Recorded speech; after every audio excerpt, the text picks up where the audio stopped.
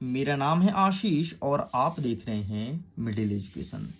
देखिए स्टूडेंट, आपके सामने जो कक्षा 10वीं के विज्ञान का अभ्यास प्रश्न पत्र का सेट नंबर ए है, इसके पीडीएफ को अगर डाउनलोड करना है, लिंक वीडियो के डिस्क्रिप्शन बॉक्स में दिया गया है।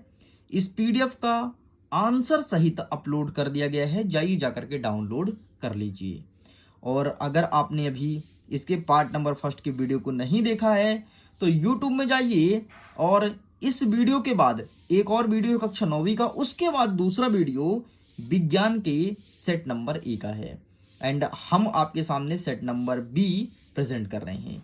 इसके अलावा वीडियो के इंड स्क्रीन में मैं सेट नंबर ए का लिंक दे दूंगा, तो वीडियो जैसे खत्म होता है तो सेट नंबर ए आ जाएगा, तो वहां से भी टच करके आप देख सकते हैं। ओके स्टूडेंट, देखिए सेट नंबर ए में जितने भी क्वेश्चंस बन सकते हैं हमारे वस्तुनिष्ठ प्रश्न, और जितने भी 2 नंबर के क्वेश्चंस बन सकते थे, प्रश्न क्रमांक 9 तक हमने कवर किया और आसान भाषा में समझाया है। देखिए हमारा प्रश्न नंबर 9 का अथवा कह रहा है कि आलू के चिप्स के थैले में नाइट्रोजन गैस को क्यों भरते हैं, समझाइए। आखिरकार क्या रीजन है कि हम नाइट्रोजन गैस को भरते हैं।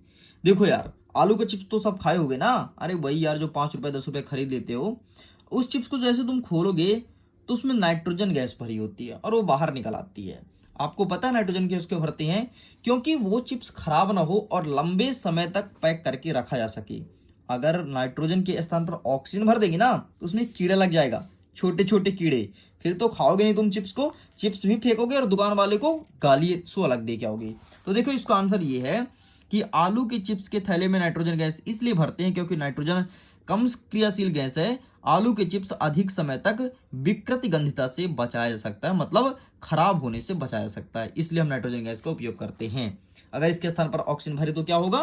कीड़े लग जाएंगे छोटे छोटे, और छोटे छोटे कीड़े घूमने लगेंगे तो तुम तो चिप्स नहीं खाने वाले हो। फिर नेक्स्ट देखते हैं, अम्ल और क्षार किसे कहते हैं। अम्ल और क्षार किसे कहते हैं, समझाइए। तो ये रहा आपके सामने अम्ल। देखो ये अंतर में दिया गया है, लेकिन आपको कैसे लिखना है ये समझा देता हूं। अम्ल किसे कहते हैं? तो अम्ल स्वाद में खट्टे होते हैं, नीला लिटमस पेपर को लाल कर देते हैं, बस इतना ध्यान रखना। एक ट्रिक याद रखना, क्या रखोगे? अनिल। अनिल नाम याद रखना, क्या? अनिल। अनिल मतलब अ मतलब अम्ल, नी मतलब नीला, ला मतलब लाल।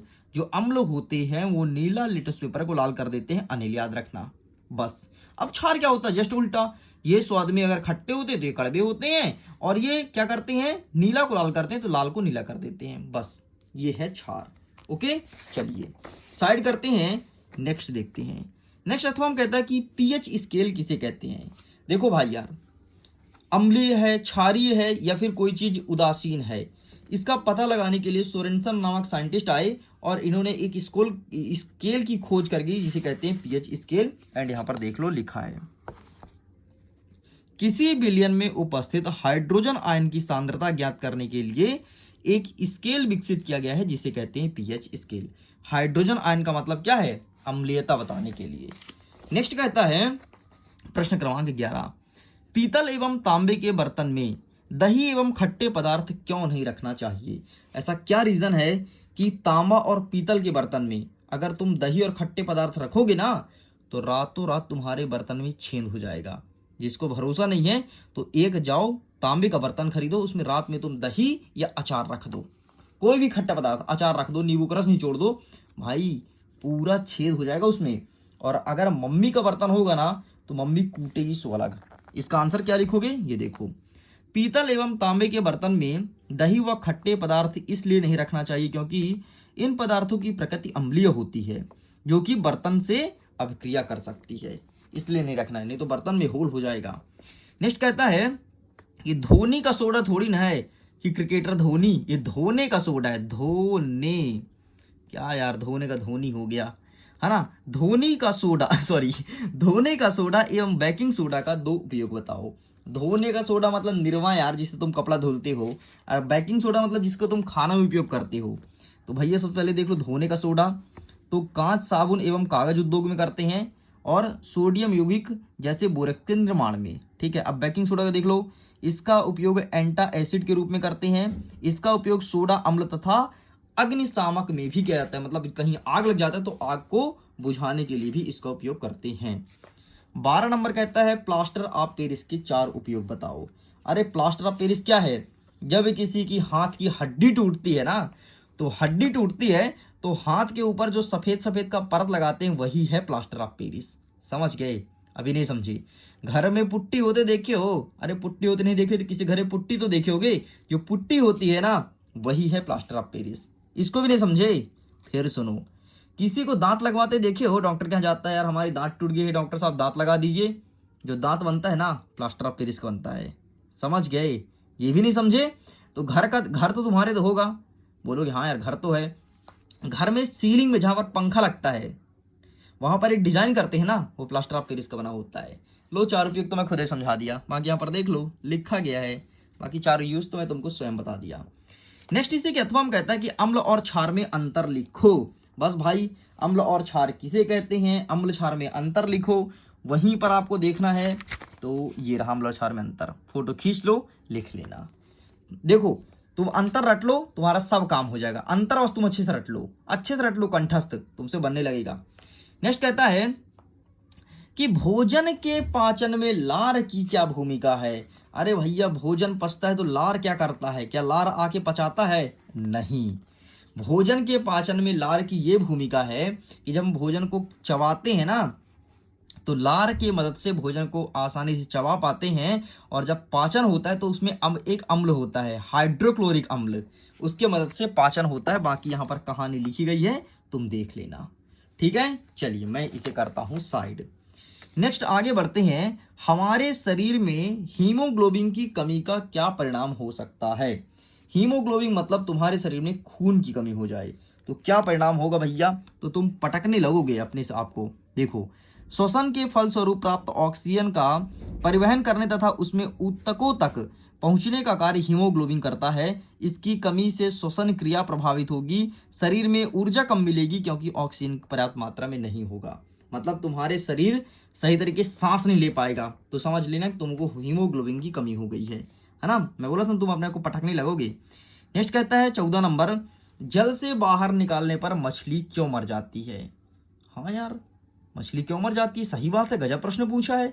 चलो बताओ इसका उत्तर। इसका उत्तर आप स्वयं लिखिए कमेंट सेक्शन में, मैं देखूंगा कौन कौन बच्चा इसका सही उत्तर लिखता है। भाई लिखना जरूर इसका आंसर, ठीक है? जो स्टूडेंट इसका सही आंसर देगा उसको मैं दूंगा हार्ट, ताकि सभी बच्चों को पता लग सके कि इसका आंसर सही है। अब बहुत सारे स्टूडेंट्स आंसर नहीं लिखेंगे, अगर आंसर तुम नहीं लिखोगे तो इस वर्ष कक्षा 10वीं तुम फेल हो जाओगे। लो, अब तो आंसर लिखना ही पड़ेगा। नेक्स्ट अथवा कहता है कि प्रकाश संश्लेषण क्रिया विधि का समीकरण बताओ। तो ये रहा भाई साहब आपके सामने प्रकाश संश्लेषण। कार्बन डाइऑक्साइड की उपस्थिति में जल के साथ ऐसा लिखना। देखो परिभाषा कैसे लिखोगे, परिभाषा इसी से बन जाएगा। देखना ये क्या है, CO2 मतलब कार्बन डाइऑक्साइड, ये पानी है, ठीक है, H2O। तो कार्बन डाइऑक्साइड तथा पानी सूर्य की प्रकाश की उपस्थिति में ग्लूकोज और पानी बनाते हैं तथा ऑक्सीजन गैस मुक्त करते हैं। यही है प्रकाश संश्लेषण। बाकी यहां पर लिखा है, देख लो, परिभाषा ही बता दिया हूं आसान भाषा में। नेक्स्ट कहता है 15 नंबर, मानव के आहार नाल का नामांकित चित्र बनाइए। आहार नाल मतलब जहां से इंसान भोजन को गुटकता है, खाता है। तो ये रहा भैया आहार नाल, पाचन तंत्र, यही चित्र बना देना। नेक्स्ट हमारा अथवा कहता है कि मानव उत्सर्जन तंत्र का नामांकित चित्र बनाओ। उत्सर्जन तंत्र मतलब मानव जहां से बेकार पदार्थ को उत्सर्जित करता है, मल मूत्र त्यागता है, वो वाला चित्र। ये देखो भैया, ये वो वाला चित्र है, यही चित्र आपको बनाना है। साइड करते हैं। नेक्स्ट कहता है मानव हृदय का, अब एक हृदय का चित्र बनाना है, जिससे तुम बोलते हो ना दिल मेरा धक धक करने लगा, बस उसी का चित्र बनाना है। तो ये रहा आपका दिल और यही करता है धक धक, देख लो भैया।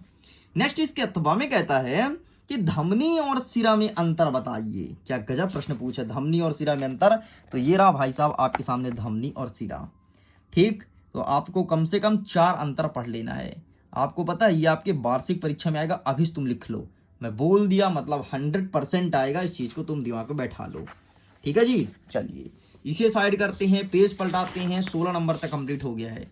नेक्स्ट कहता है 17 नंबर कि आक्सी और अनाक्सी श्वसन में अंतर बताइए। क्या होता है आक्सी श्वसन, क्या होता है अनाक्सी श्वसन, ये रहा इसका अंतर। देखो, ऑक्सीजन की उपस्थिति में भोज्य पदार्थ का ऑक्सीकरण ऑक्सी श्वसन कहलाता है, और अगर कोई क्रिया ऑक्सीजन के अनुपस्थित में होती है तो उसे कहते हैं अनाक्सी श्वसन।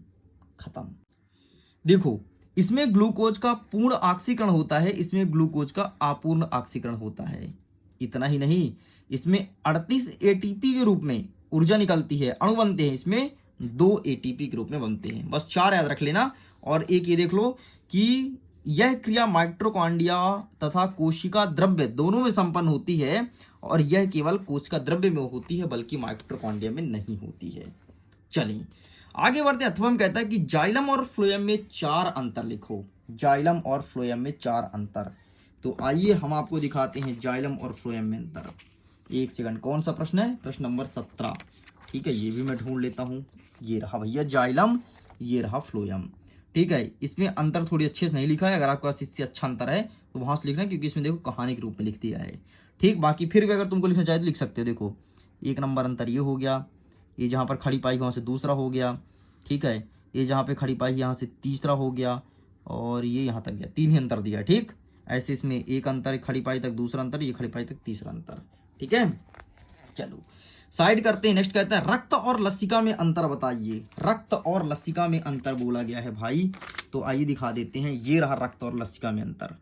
फोटो खींच लो, अच्छे से रट लेना, आपके परीक्षा में देखने को मिल रहा है। चलिए आगे बढ़ते हैं। अथवा कहता है कि गोलीय दर्पण किसे कहते हैं, कितने प्रकार की होती है। गोलीय दर्पण से संबंधित प्रश्न पूछा है, तो अब मैं दिखाता हूं गोलीय दर्पण किसे कहते हैं। ये रहा, जिस दर्पण का परावर्तन तल गोला होता है उसे ही गोलीय दर्पण कहते हैं। कितना घटिया उत्तर है यार। जिस दर्पण का परावर्तन तल गोलीय होता है, गोला होता है, उसे गोलीय दर्पण कहते हैं। 2 प्रकार का होता है, अवतल और उत्तल। ठीक है, इसे नतोदर कहते हैं और उन्नतोदर भी कहते हैं। इस चीज को ध्यान रखना, बाकी जरूरत नहीं है। अवतल उत्तल ध्यान रखो। नेक्स्ट प्रश्न नंबर 19 कहता है कि लेंस की क्षमता से आप क्या समझते हैं, इसका मात्रक बताओ। तो लेंस की क्षमता है ना, ये प्रश्न पूछा। ये रहा भैया, लेंस की क्षमता से आप क्या समझते हैं, इसको मैं टिक कर देता हूं। ये आ रहा है, किसी लेंस द्वारा प्रकाश किरण का अभिसरण या अपसरण करने की मात्रा को लेंस की क्षमता कहते हैं। और इसका मात्रक क्या है, तो लेंस की मात्रक है डायप्टर। लो ये लिखना, और ये क्षमता का लिख देना, मात्रक डायप्टर होगा। आगे बढ़ते हैं। अथवा कहता है कि आवर्धक किसे कहते हैं। आवर्धक किसे कहते हैं, प्रश्न पूछा गया है। तो ये रहा आपके सामने, किसी प्रकाशीय युक्त द्वारा उत्पन्न आवर्धक वह आपेक्षिक विस्तार है जिसमें ज्ञात होता है कि उस युक्ति द्वारा बना प्रतिबिंब बिंब की अपेक्षा कितना गुना आवर्धित है, इसे कहते हैं आवर्धक। आवर्धक का सूत्र होता है प्रतिबिंब की ऊंचाई बटे बिंब की ऊंचाई। बस इतना लिख करके चले जाना है। आगे बढ़ते हैं। प्रश्न क्रमांक 20, 2 मीटर फोकस दूरी वाले अवतल लेंस की क्षमता ज्ञात कीजिए। है ना, कोई अवतल लेंस है जिसकी फोकस दूरी 2 मीटर है, तो उसकी क्षमता निकालनी है, तो इस प्रकार से देखो निकालोगे। अवतल लेंस की फोकस दूरी f बराबर -2 मीटर। ठीक है, फिर p बराबर 1/f होता है, तो 1/f का मान -2 रख दोगे, घटा बटा दोगे तो भाग दे दोगे तो -0.5 डायप्टर आएगा। और लेंस की क्षमता को डायप्टर से मापते हैं, चीज तुमको पता ही है। चलिए आगे बढ़ते। नेक्स्ट इसके अथवा में कहता है, हम वाहनों में उत्तल दर्पण को पश्च दृश्य दर्पण के रूप में वरीयता देते हैं, क्यों। अरे यार, ये बोल रहा है कि गाड़ी के साइड मिरर में, है ना, जो साइड में रहता है उसमें उत्तल दर्पण का उपयोग क्यों करते हैं। तो उत्तल दर्पण का उपयोग इसलिए करते हैं क्योंकि उत्तल दर्पण में जो प्रतिबिंब बनता है वो वस्तु से छोटा बनता है। जैसे तुम्हारा मुंह अगर इतना बड़ा है तो उत्तल दर्पण में इतना बड़ा बनेगा, छोटा हो जाता है एकदम, इसलिए हम इस दर्पण का उपयोग करते हैं। बाकी फिर भी मुझे मेरे प्यारे बच्चों को उत्तर दिखाना पड़ेगा, तभी तो परीक्षा में लिख पाएंगे। तो ये रहा आपके सामने उत्तर, देख लीजिए। उत्तल दर्पण में छोटा बनता है और सीधा बनता है, इसलिए इसका यूज करते हैं। नेक्स्ट कहता है, गोलीय दर्पण की वक्रता केंद्र और फोकस दूरी को परिभाषित कीजिए। क्या गजब का प्रश्न पूछा है रे।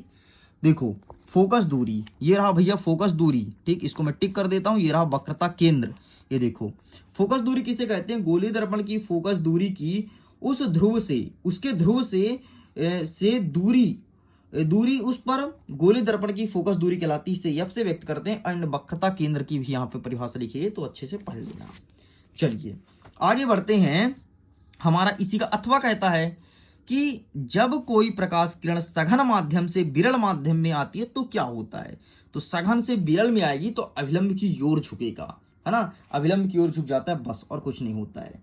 बाकी इसका मैं दिखा देता हूं, है ना, आंसर कैसे लिखोगे ये देखो।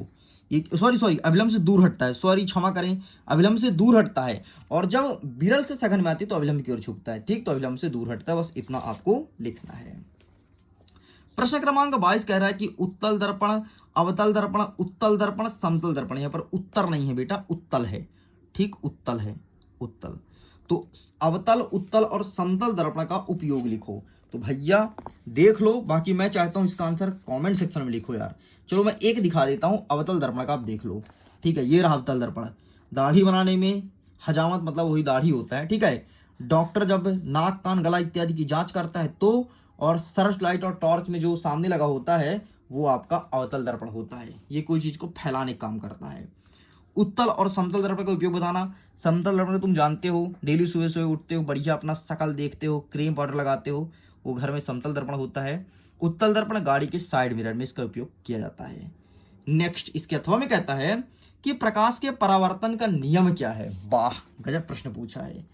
तो जब किसी प्रकाश की किसी सतह से टकरा करके वापस उसी माध्यम में लौटना परावर्तन कहलाते हैं। देखो, ये परावर्तक सतह है, ये प्रकाश आ रही है, यहाँ टकरा करके इसी माध्यम में जा रही है, इसे कहेंगे प्रकाश का परावर्तन। इसके दो नियम है। आपतन कोण का मान सदैव परावर्तन कोण के मान के बराबर होगा, मतलब यहाँ पर जितने डिग्री कोण बनेगा उतने डिग्री यहाँ कोण बनेगा। यहाँ 30 तो यहाँ 30, 45 तो 45, 60 तो 60, 90 90, 100 100, जितना कोण बनेगा उतना बनेगा। ठीक है, और आपतित किरण मतलब जो जहां से आ रही है, परावर्तित किरण और बीच वाला अभिलंब, तीनों एक ही बिंदु पर स्थित होंगे। देख लो, एक ही तल पर स्थित है। खत्म, यही पूछा था। नेक्स्ट क्या कहता है कि कुछ लेंस की फोकस दूरी ज्ञात कीजिए, जिसकी क्षमता हमें दिया है डायप्टर में -2.0 डी डायप्टर है। तो यह किस प्रकार का लेंस है। गजब प्रश्न पूछा है, गजब। ये रहा इसका उत्तर, 2019 में भी पूछा था वाला प्रश्न। ठीक है, ये देखो, किसी लेंस द्वारा प्रकाश किरण को अभिसरण या अपसरण करने की मात्रा को उसकी क्षमता के रूप में व्यक्त करते हैं। P बराबर 1/f। लेंस की क्षमता इतनी है। ठीक है, फोकस दूरी इसकी क्या होगा, -0.5 मीटर होगा। इस प्रकार से निकल आया है। आगे बढ़ते हैं, अंतिम प्रश्न। विकृतिगंधिता को परिभाषित कीजिए और क्लोर क्षारक क्रिया। वही विकृतिगंधिता जो आपके उसमें था, चिप्स के पैकेट में था कि खुला छोड़ दो तो विकृतिगंधिता हो जाएगा। ठीक है, तो अब क्या होता है विकृतिगंधिता, इसका परिभाषा आपके परीक्षा में पूछा जा सकता है। तो आइए दिखाते हैं स्टूडेंट, ये रहा विकृतिगंधिता। देखिए, वसा युक्त अथवा तैलीय खाद्य सामग्री जब लंबे समय तक रखा जाता है तो उसका स्वाद या गंध बदल जाता है, इसी को हम विकृतिगंधिता कहते हैं। इतना लिख के काम चला लेना। ठीक है, चलिए नेक्स्ट क्या कहता है, क्लोर क्षार। क्लोर क्षार क्या होता है, ये देखो, मैंने वन शॉट का वीडियो बनाया है अध्याय 1 और 2 का, उसमें क्लोर क्षार को अच्छे समझाया हूं और यही बोला था परीक्षा में आता है। फिर भी देखो, जब सोडियम क्लोराइड के जलीय विलयन में विद्युत धारा प्रवाहित की जाती है, तो किसमें, सोडियम क्लोराइड के जलीय विलयन में विद्युत धारा प्रवाहित की जाती है, तो वियोजित होकर के क्लोरीन गैस और सोडियम हाइड्रोक्साइड मतलब क्षार उत्पन्न होता है। इसे कहते हैं क्लोर क्षार। मतलब सोडियम हाइड्रोक्साइड के जलीय विलयन में जब हम करंट छुआते हैं, विद्युत धारा, ठीक है, तो क्लोरीन और हाइड्रोक्साइड अलग होता है, इसे कहते हैं क्लोर क्षार। इस प्रकार से आपका सेट नंबर 1 कक्षा 10वीं विज्ञान का संपूर्ण उत्तर कंप्लीट होता है। देखिए स्टूडेंट, टेलीग्राम पर जरूर जुड़ना, लेटेस्ट अपडेट मिलता है, जो कुछ हलचल होगा टेलीग्राम पर आपको अपडेट दिया जाएगा। अब मैं करता हूं वीडियो को एंड। एग्जाम के लिए ऑल द बेस्ट। जल्दी मिलते हैं कक्षा 10वीं के विज्ञान के सेट नंबर बी के साथ। Okay, bye bye.